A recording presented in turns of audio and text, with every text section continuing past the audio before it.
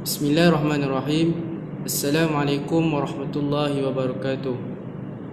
Nama saya Muhammad Ashraf Akmal bin Muhammad Dahlan. Nombor metrik I2010460. Kursus iaitu Ulum Al-Hadis 3 USL 6093. Pensyarah Ustaz Suhaimi bin Abdul Wafir. Pada hari ini saya akan menjelaskan berkaitan tajuk adab muhadis dan juga adab talibul hadis. Kita pergi kepada pendahuluan. Adab merupakan ilmu terpenting yang perlu dipelajari oleh penuntut ilmu bagi membentuk sasiah diri yang terbaik. Kepribadian seseorang yang beradab akan menatijahkan kesan yang baik, di mana apabila seseorang beradab terhadap gurunya, maka keberkatan di dalam ilmu akan menyusurinya, menyebabkan kefahaman terhadap sesuatu ilmu itu dapat diperoleh. Terdapat pelbagai pendapat yang menghuraikan definisi adab. Di antaranya berkata Imam As-Suyuti di dalam Lisan Al-Arab, iaitu adab ialah berkelakuan sopan kepada manusia. Dinamakan adab kerana bersopan santun mengajak manusia ke arah kebaikan dan mencegah daripada keburukan. Selain itu, di dalam kitab Madarijul Salikin, Imam Ibn Qayyim juga berpendapat adab ialah gabungan sifat-sifat yang baik dalam diri hamba, termasuk jamuan iaitu makanan tempat orang berkumpul. Dalam pada itu, pendapat lain mengatakan hakikat adab ini membawa kepada kesempurnaan penciptaan. Kemudian sebahagian ulama mengatakan adab ialah yang memperelokkan perkataan, perbuatan dan perlakuan, manakala sebahagian pula mengatakan adab terhasil apabila mempelajari Al-Quran dan Sunnah secara zahir dan batin. Justeru dalam perkara mendefinisikan kesantunan sopan santun itu ialah bertemunya sifat-sifat kebaikan pada hamba menurut kitab dan as-sunnah secara zahir dan batin. Hal ini kerana jika seseorang Muslim ingin berbudi bahasa, maka hendaklah dia berpegang kepada kitab dan as-sunnah dalam akidah, pendekatan, ibadah, akhlak, perbuatan, perkataan dan sifatnya zahir dan batin. Sesungguhnya ilmu adab ini merupakan keutamaan yang tertinggi dan balasan yang besar kepada manusia setelah mempelajari dan mengamalkannya, akan menyebabkan ketenangan dan keamanan dalam diri. Melalui adab ini juga mampu memelihara hak, reputasi dan status diri seseorang yakin terhadap diri sendiri, kerana adab itu sendiri menghapus perasaan dendam dalam diri. Kesemua manusia memerlukan hajat yang tidak ternilai dalam memperelokkan adab, khususnya berdakwah di jalan Allah, disebabkan ilmu itu penyatuannya bersama adab. Hal ini kerana mempelajari ilmu tanpa adanya adab, maka hilanglah keberkatan yang membawa kefahaman seseorang terhadap sesuatu ilmu. Dalam berkata Imam Al-Bawsanji Al-Faqih Al-Maliki, wafat pada 291 Hijrah, sesiapa yang memerlukan ilmu dan faqih tanpa adab, maka dia telah menempuh suatu penipuan terhadap Allah dan Rasulnya, seperti mana yang termaktub dalam kitab Syiar A'lam An-Nubala karangan Imam Az-Zahabi. Yang pertama, kita pergi kepada adab muhadis, iaitu memperbetulkan niat. Di antara adab yang perlu ada kepada seorang muhadis, iaitu memperbetulkan niat. Kerana apa? Niat ini sangat perlu kerana merupakan tunjang utama di dalam semua perkara. Jika kita lihat kepada semua ibadah dan syariat Islam, kesemuanya amat mementingkan niat. Hal ini kerana terdapat di dalam sebuah hadis yang menerangkan tentang niat, yang mana diriwayatkan oleh Umar. Rasulullah SAW bersabda, "Innama a'malu binniyat wa innama likulli imri'in ma nawa." Yang membawa maksud setiap perbuatan tergantung niatnya, dan balasan bagi tiap-tiap orang tergantung apa yang diniatkan. Daripada hadis ini menunjukkan betapa pentingnya kita meluruskan niat dan serta ikhlas dalam mempelajari dan mengajarkan hadis, sehingga tidak ada dalam hati kita ini tujuannya untuk meraih populariti maupun perkara yang membawa kepada duniawi. Ibnu Astallah berkata, ilmu hadis merupakan ilmu yang mulia, yang sesuai dengan akhlak dan budi pekerti yang baik, dan menolak akhlak yang buruk dan budi pekerti yang buruk dan juga memalukan.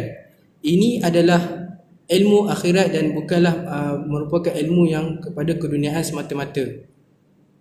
Kemudian dilihat betapa pentingnya menuntut ilmu ini perlu dikhususkan niat ikhlas kepada Allah Ta'ala, kerana terdapat sebuah hadis yang menjelaskan tentang kepentingan menuntut ilmu kerana Allah Ta'ala, iaitu hadis yang diriwayatkan oleh Abi Hurairah radhiyallahu anhu, di mana Nabi SAW bersabda, "Man ta'allama ilman mimma yubtagha bihi wajhullahi azza wa jalla la yata'allamuhu illa liyusiba bihi 'aradan min ad-dunya lam yajid 'arfal jannati yaumal qiyamah ya'ni rihaha."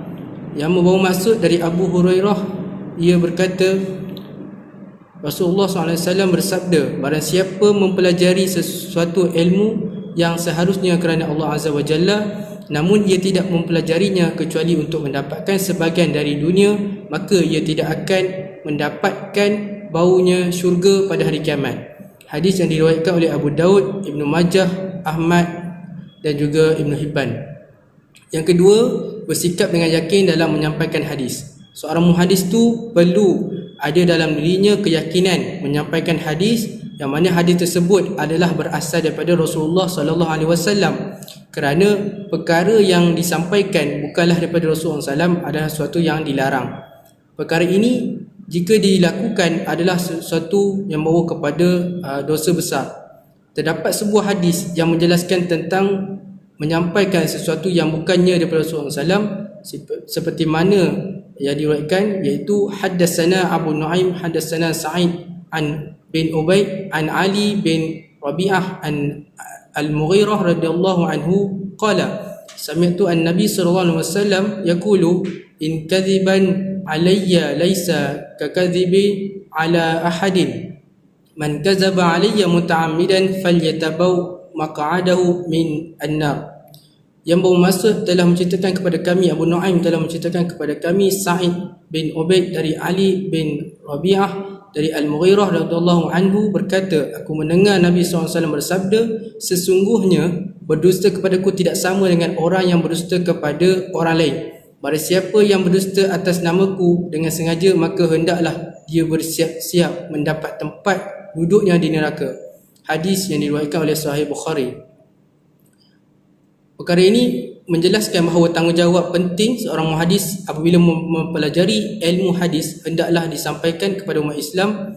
Jangan menyampaikan sedikit sahaja daripada apa yang dipelajarinya, kerana para malaikat mendoakan orang yang mengajarkan kebaikan. Yang ketiga, berada dalam keadaan bersih dan berwudu. Di samping itu, seorang muhadis perlu bersikap hormat kepada hadis Nabi dan juga orang yang meriwayatkannya seperti mana yang telah dilakukan oleh salafus soleh. Mereka melakukannya dengan menyucikan diri, membersihkan, berwuduk dan memakai wangi-wangian. Hal ini kerana kebersihan diri itu menzahirkan kepribadian seseorang baik dan bersungguh-sungguh di dalam sesuatu perkara.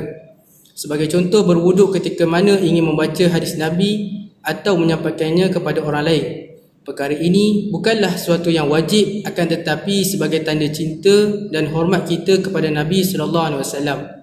Seterusnya, membersihkan diri seperti mana yang dilakukan oleh Imam Malik. Oleh itu, digalakkan untuk memakai bau wangi-wangian, menyikat rambut dengan rapi, dan janganlah membiarkan rambut dalam keadaan tidak terurus. Perkara ini dapat dilihat daripada perbuatan Imam Malik. Apabila diketuk pintu rumah Imam Malik, maka disuruh pembantunya untuk melihat siapakah yang datang dan apa yang dia mahu, adakah dia mahu berbahas atau bercakap.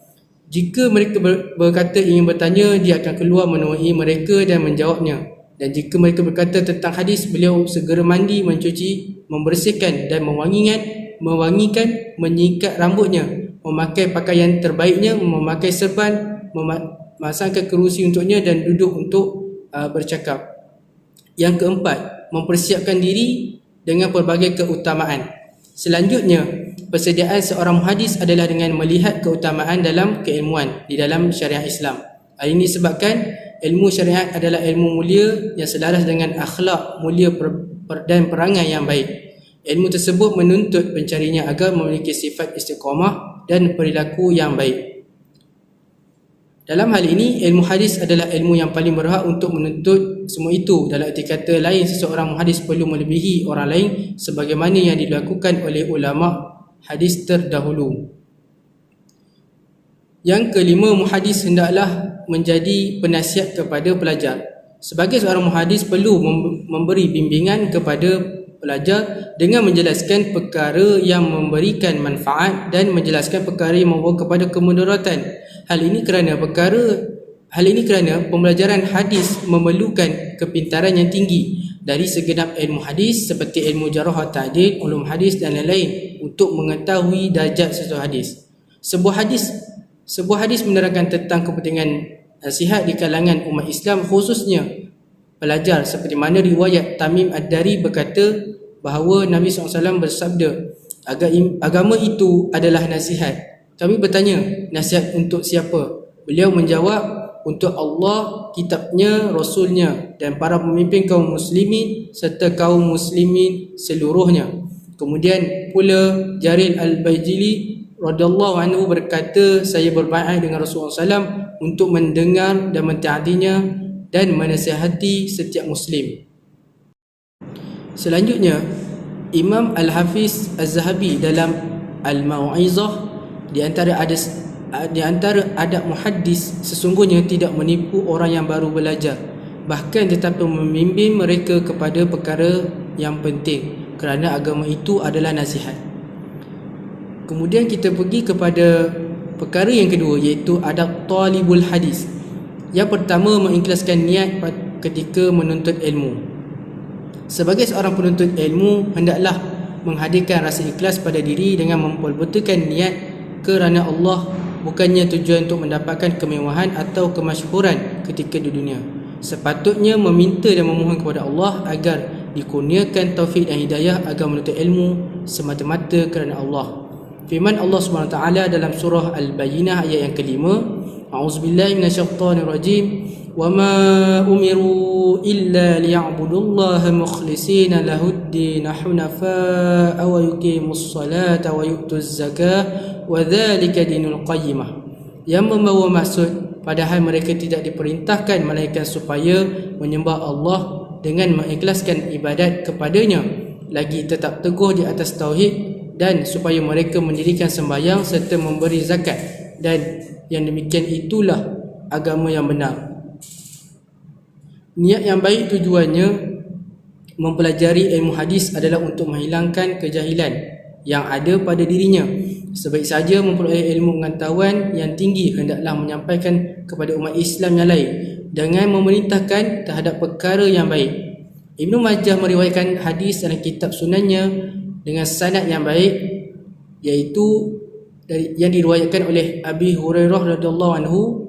Nabi SAW bersabda, sesiapa yang menuntut ilmu untuk menyombongkan diri dengannya para ulama dan untuk membantahnya dengan orang yang bodoh dan untuk memalingkan muka manusia dengannya, Allah akan memasukkannya ke dalam neraka.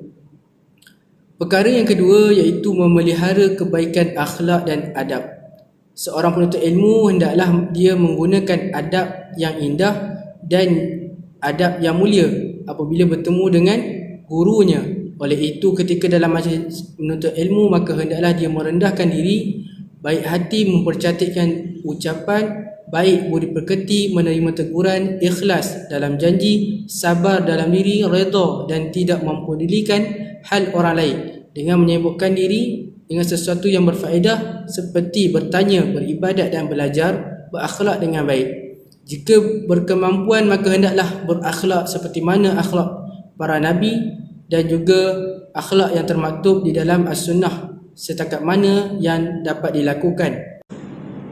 Imam Al-Sya'bi berkata, orang yang menuntut ilmu adalah orang yang di dalamnya terdapat dua sifat, akal dan zuhud. Oleh itu, hanya orang yang berakal sahaja yang dapat memperolehnya. Al-Sya'bi berkata lagi, saya takut bahawa hari ini seseorang yang tidak mempunyai salah satu daripada mereka, baik fikiran maupun zuhud. Yang ketiga, beramal dengan ilmu. Justeru perkara penting setelah seseorang itu menuntut ilmu, mestilah menggunakan apa yang dia dengar tentang hadis-hadis ibadah dan adab, kerana itulah zakat bagi hadis dan sebab menghafalnya. Bish Al-Haris Al-Hafi berkata, wahai ahli hadis, tunaikanlah zakat hadis daripada setiap 5 hadis dari hadis-hadis. Dan sebahagian golongan salaf berkata, wahai para pemberi ilmu, beramalah, kerana ulama adalah orang yang beramal menurut apa yang diketahuinya dan ilmunya sesuai dengan amalannya. Hal ini kerana ilmu tanpa amal bagaikan sebuah pokok yang tidak berbuah. Yang keempat, memulakan pengajian di negaranya sendiri.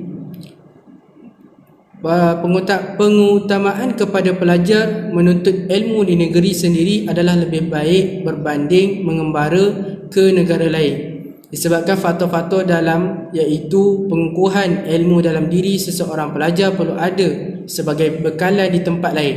Sudah pasti di negeri sendiri mempunyai tokoh-tokoh ulama yang mahir dan mengetahui ilmu hadis.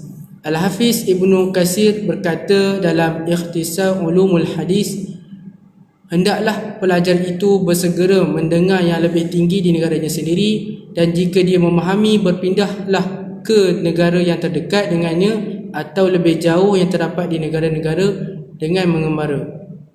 Namun demikian, Yazid bin Harun berkata, aku bertanya kepada Hamad bin Zaid, wahai Abu Ismail, adakah Tuhan yang Maha Perkasa lagi Maha Agung telah menyebut tentang ahli hadis di dalam Al-Quran? Dia berkata, ya. Tidakkah kamu mendengar firman-Nya, a'udzubillahi minasyaitonirrajim, yatafaqahu fid dini waliyunziru qaumahum idza raja'u ilaihim la'allahum yahzarun.